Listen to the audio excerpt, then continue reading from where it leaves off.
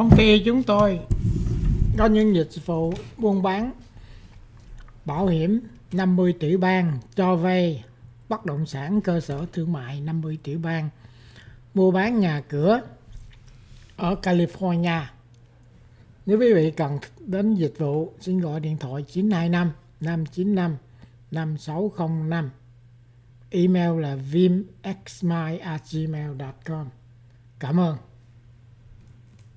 Looking great for her. More controversy for Oakland Mayor Sheng Thao 4 days after FBI agents raided her home. Tonight, the mayor and her attorney parting ways following an emotional press conference. First and foremost, confident that I will not be charged with a crime because I am innocent. And I saw the press conference, and I realized that this was a very different approach than mine.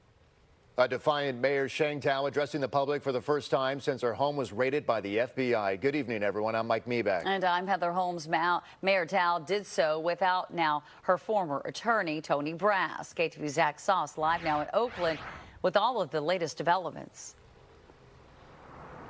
Yeah, and Tony Brass telling me earlier that he was caught off guard by this morning's news conference, a news conference Mayor Thao used to declare her innocence and rail against everyone from the media to the FBI and her critics.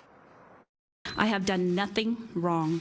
Embattled Oakland Mayor Sheng Thao addressing the public for the first time since her home was raided by FBI agents last week. I am confident that I will not be charged with a crime because I am innocent. The mayor now preparing to defend herself with new legal counsel after parting ways with attorney and former federal prosecutor Tony Brass. I asked to withdraw from being her attorney today. It became clear to me when I saw the press conference that she and I had just different approaches about the case. Both sides describing the split as cordial, but Thao contending it was her decision to make the switch. The move comes as she's expected to meet with federal investigators this week. As of Friday, I had no information that she was the target of the investigation. And continuing through today, none of that changed. Last week, the FBI also raiding several properties tied to the politically connected Duong family, who owns a company managing Oakland's recycling program. So far, no charges have been filed in the investigation. I want to know what probable cause the FBI has.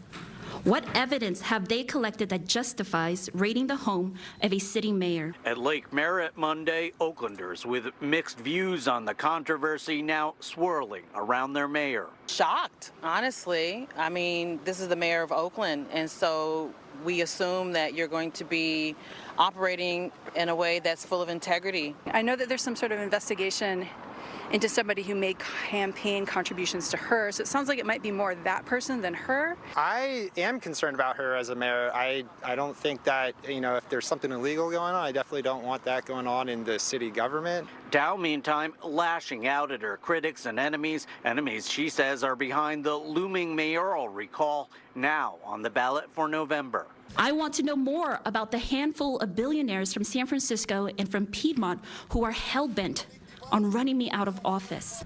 I'm not going down like that. We're not going down like that. And Mayor Thao again expected to meet with federal investigators sometime this week. Her office telling me that she has already lined up new counsel to represent her in this ongoing investigation. Heather? All right, we will have to see what happens next there. All right, thanks so much, Zach. Appreciate it. Earlier today, new details about the man seemingly at the center of the FBI's political corruption investigation that raided the mayor of Oakland's home last week. Now it's getting more interesting. A short search on Andy Duong's Instagram page shows he frequently posts with people in high places in the political world, including President Joe Biden, Vice President Kamala Harris, Governor Gavin Newsom, multiple pictures with Attorney General Rob Bonta, and Health and Human Services Secretary and former AG Javier Becerra. The list goes on, including some in other states like Nevada AG Aaron Ford. According to an investigation by the Fair Political Practices Commission, which is a state oversight arm, Andy Duong was the true source of at least 93 contributions to multiple local campaign committees when he created a campaign contribution laundering scheme to benefit his family-owned company, California Waste Solutions, or CWS, falsely using the names of intermediaries or straw donors instead of disclosing CWS as the true source of the contributions. According to the FPPC, this is an ongoing investigation with evidence suggesting it started around 2016 through at least 2018 and included some campaign contributions that were fraudulently concealed from the public. All but one of the campaign committees targeted were in jurisdictions with local contribution limits. And the investigation found during this time, the city of Oakland prohibited campaign contributions from contractors providing services to the city, requiring city council approval. Yet documents show many of the targeted committees were candidates running for city council. For example, Sheng Tao, running for city council in 2018, received $9,900 from Duong that the FPPC alleges was laundered through 13 different people. The report also alleges that Larry Reed received $5,600 that was laundered through 8 different entities.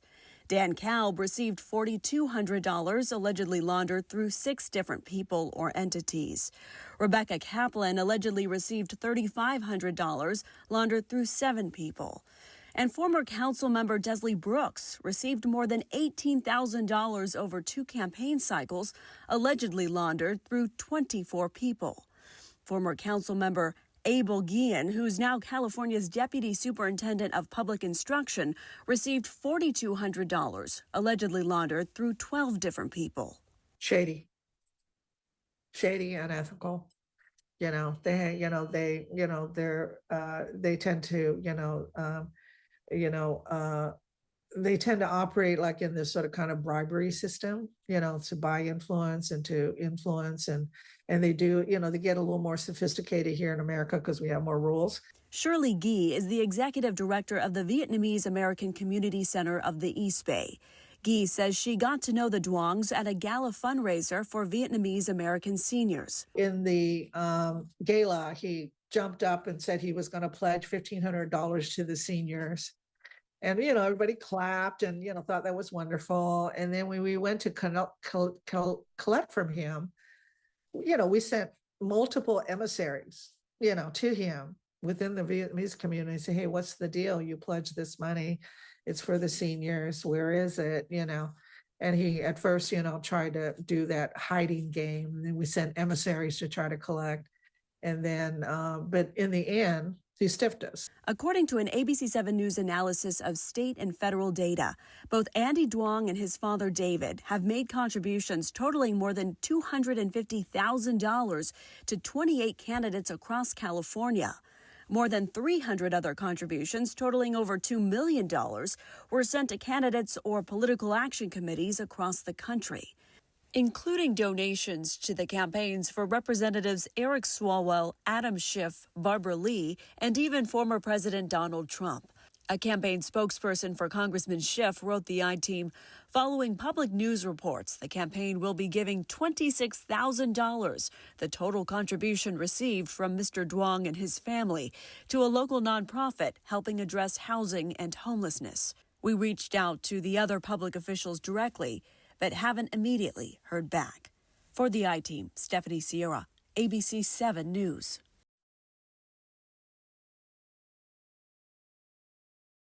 Tell me now that Mayor Thao has shown up and what is next in the process of the investigation. We are joined by the former public information officer for the previous Oakland mayor, Justin Burton. Thank you very much for joining us. So let's really dive into this.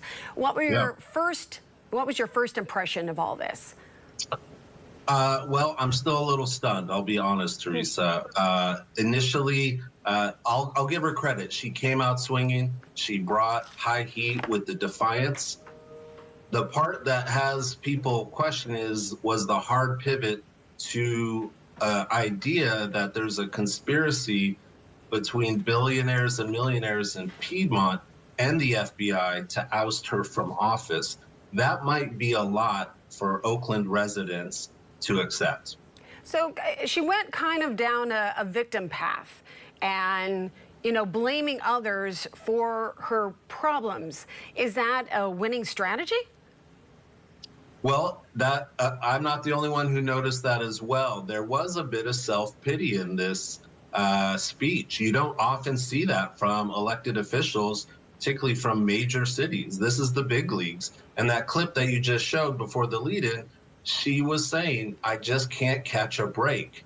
The hard reality is when you're the mayor of Oakland, nobody cares.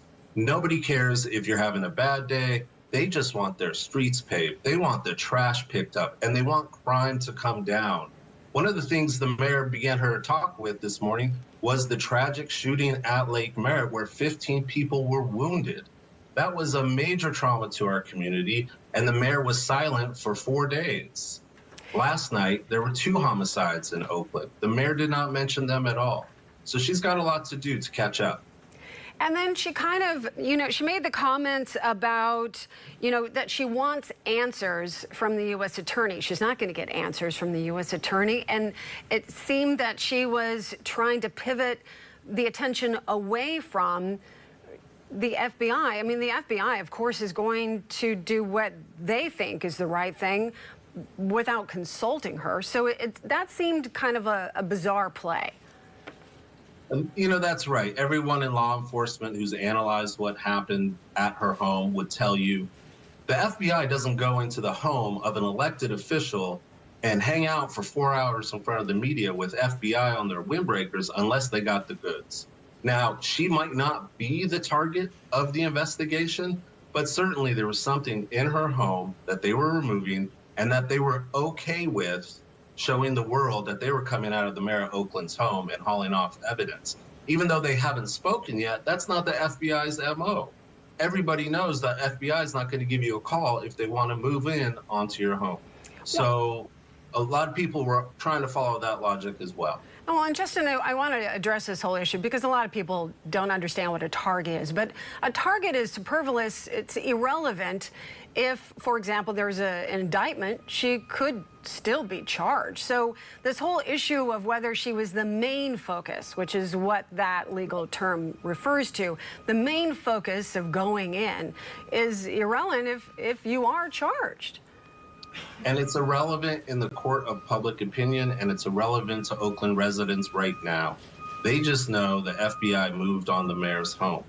So she was clear that she believes she's not the target of the FBI investigation, yet she also strung together a theory she is the target of a conspiracy that involves the FBI and millionaires from billionaires in Piedmont and San Francisco, which again might be a really hard sell to Oakland residents. What about the aspect that there were 3 other homes that were a part of this larger FBI law enforcement action? So do you think that was unusual? She didn't mention anything about, we have received word that this was all about campaign financing and California Waste Solutions. So there was no word about that. She didn't approach that at all. No, before she came out and gave her comments, her chief of staff entered the room and let the media know she wouldn't be taking any questions under the advisement of her attorney. So we have to believe every word that she read from was scripted and, you know, had eyes of her attorney on it. And they gave us no new information of how they might be associated with this investigation. Do you think that it was interesting that she didn't answer questions? Because on one hand, she said that she wants to be transparent, yet, however, she did not take questions. I do, and I think that's going to be another thing that's difficult for her up until what appears to be a recall election in November 5th. Oakland residents want their mayor to be transparent and responsive. So the fact that she felt like she can go into the media and give a speech, take no questions, that's not going to fly when she's out in the community and she's at a public event. People are going to want to know what's the real on it. And if she just says, hey, I can't talk about it because my lawyer said, that's going to leave a bad taste in people's mouth. What was your take on her take about the recall, that it's a waste of time and money? What is your take on that? Well, that's expected. She shouldn't feel like a recall is a serious endeavor. But the reality is they got the signatures. It got certified, and barring any legal interactions or legal interruptions, it'll be going on to the November 5th ballot. And at that point, voters are going to have a yes-no decision, a thumbs up, thumbs down. She doesn't have the luxury of having to run against someone else on that ballot. And that's going to be a high bar to clear. That's why you heard her message today that the real enemy are millionaires and billionaires from Piedmont and San Francisco and the FBI. That's who she's hoping to challenge on that ballot. When people go for that vote November 5th, they want to say, are you going with the mayor, or are you going with aligning yourself with millionaires and billionaires and the FBI? Justin Burton, thank you very much. Former Director of Communications with Oakland Mayor Libby Schaaf, former Oakland Mayor Libby Schaaf. We look forward to more insight later to come, because certainly this is a big news development. We have been breaking into regular programming all morning long to bring you that latest news out of Oakland, where Mayor Sheng Tao's home was searched by FBI agents and other federal agents, and they left just about an hour ago carrying boxes from that home. News we're following for you this afternoon: multiple locations raided by the FBI in Oakland. That includes the home of Oakland Mayor Sheng Tao. Mayor was due to appear at an event this morning at 10, but she was a no-show. I am innocent. Just like you, I am seeking answers from the U.S. Attorney. So let's talk about the mayor of Oakland's house being raided by the FBI.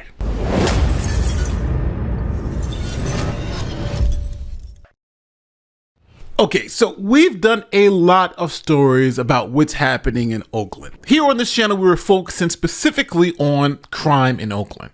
See, right before the Black Lives Matter movement happened, the crime in Oakland was going down to historically low numbers. Check it out. Oakland is seeing a dramatic drop in the crime rate, especially when it comes to murder. KPIX5's Ann Makovic takes a look at the strategy by the police department, and it appears to be working. Yeah, good news is certainly welcome. This is a city that has averaged more than 100 homicides a year for the last 4+ decades. And today, Oakland leaders releasing the annual crime data report, which they say shows a steady 5-year decline in shootings, homicides, and robberies. There were 75 homicides occurring in Oakland last year.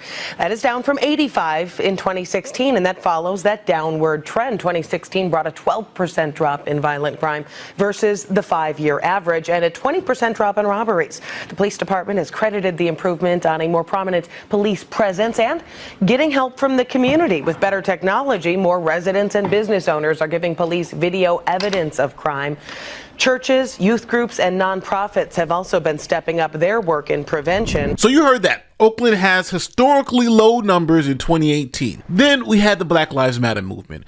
And the focus was not on law enforcement and holding people accountable for criminal activity, but making excuses for why people were committing these crimes and a more lenient approach to criminal activity. The city also decided to defund the police, and this happened. In Oakland tonight, the police chief is predicting and pleading more resources to fight crime. KPIX5's Andrea Nakano on how the city council responded. According to Chief LaRon Armstrong, the police department has lost roughly $25 million in funding since last June. He says taking away those resources has had a direct impact on the increase in violence. This is a tall task in the city of Oakland to address this violence, but you can't do it without resources. Oakland is coming off another violent week as crime in 2021 has skyrocketed in the past year. According to the Oakland Police Department, the city has seen 41 homicides so far this year compared to 13 in the same time period in 2020. That's a 215% increase. Now think about that. In 2017, there were only 74 murders in the entire year. In 2021, up until the month of April, because these numbers are only up till the month of April, there are already 41 murders. So if you just do the math, that's about 120 murders. They're on task to get 120 murders that year. That is an astonishingly high number. Now let's fast forward 2 years later to 2023, and they're about to elect Mayor Tao. To solve Oakland's problems, we need a mayor who is determined. I grew up in poverty, and I've survived domestic violence. But I was determined. I put myself through school, got into public service, and became a council member, making a difference on public safety, homelessness, and housing. As mayor, I'll bring that same determination to leading this city, because Oakland, our time is now. So this left-leaning mayor takes office and crime essentially explodes. Violent weekend in Oakland where police are investigating 24 armed robberies that took place within a 72-hour span. You know, businesses near the Oakland Hills are getting pretty desperate for solutions. You can't blame them. They say a steady stream of break-ins, some caught on surveillance video, is not only threatening their safety, but also their livelihoods. Robbery is a different story. While it's gone slightly up and down over the last 5 years, the 38% increase between 2022 and 2023 was dramatic. Turning to property crime, auto burglaries were high in 2019, then dropped for a year and have been rising ever since to a level in 2023 not seen in the last 10 years. Commercial burglaries have also seen a steady increase for the most part over the last 5 years and have almost tripled since 2019. Now, Mayor, some of your critics do allege that the burglary that took Officer Lay's life and other crimes that happened in 2023, that they happened on your watch. Data from your police department shows robberies, burglaries, and car thefts all up last year. How do you explain that? You know, I have the best job in the world. That's because every day I have a chance to fight for a safer, more affordable, and prosperous Oakland. And I ask all Oaklanders to help me achieve that vision with hope and with collaboration, and really push aside division and fear. The only way that we're going to get through this is together. And, I want to thank you for that question, because I should clarify the record. I have 3 points I want to make. First, making Oakland safer for children, families, businesses, and visitors is my top priority.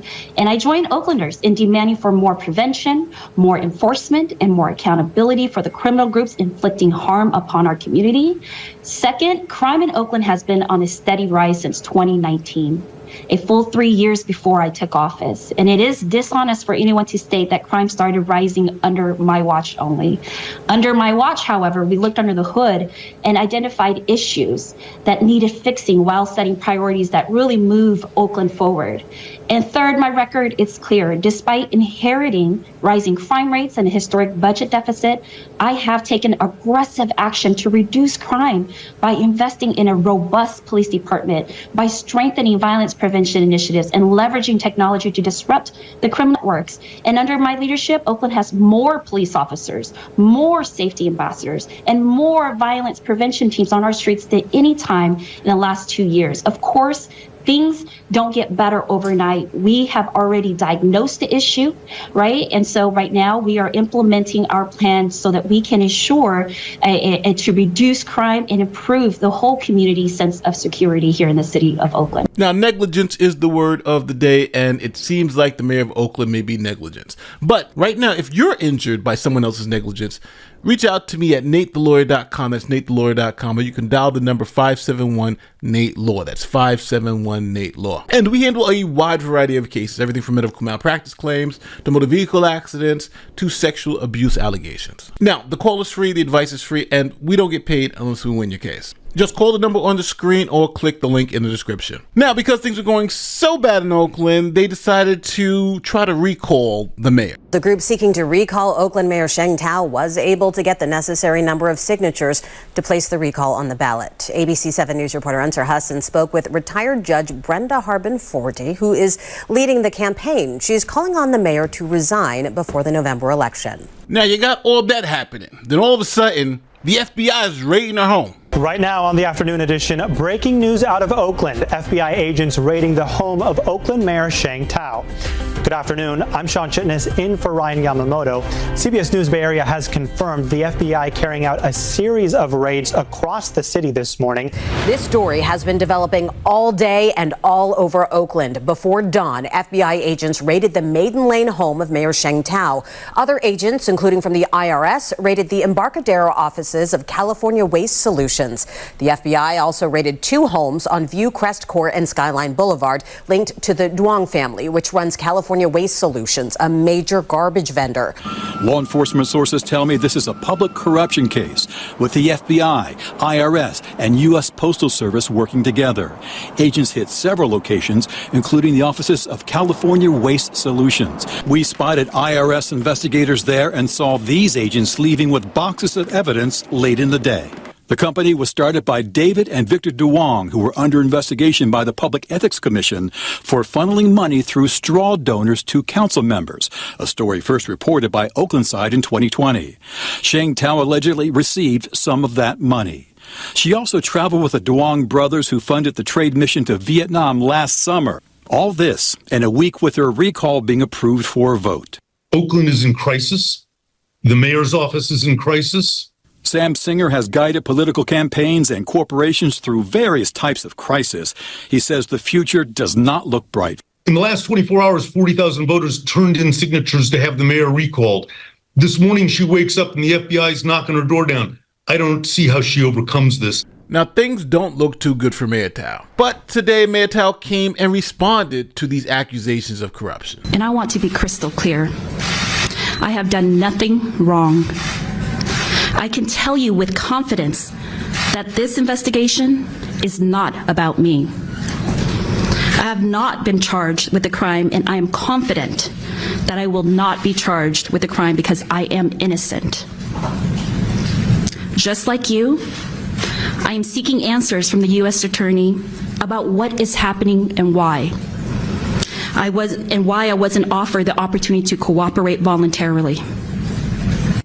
So what do you think? Is the light on crime mayor going to be asking a judge to give her a light on crime sentence? Do you think she should get recalled? Because now you have a mayor who the FBI is raiding their house and who's up for a recall vote. So Oakland, with its massive crime spikes, massive budget deficits, and also all the major sports teams are leaving Oakland or have left Oakland. For instance, the last one to leave is the Oakland Athletics. And guess where they're going? They're going to Las Vegas. So Oakland will not have any major sports teams. Well, speaking of Las Vegas, ESPN reports the Oakland Athletics will be relocating to Vegas. They will become baseball's first team in Sin City. The team's lease with the Oakland Coliseum expires after the 2024 season, and the team has failed efforts to secure a new stadium to replace the aging, crumbling Coliseum. Okay, so that's the curious case of Mayor Tao. Let me know in the comment section what I got wrong. Tell me if you agree with the recall effort or if you think it's a little too premature. Don't forget, like, share, subscribe, do like great YouTube stuff. My name is Nate the Lawyer, and I'll see you in the next one. Peace.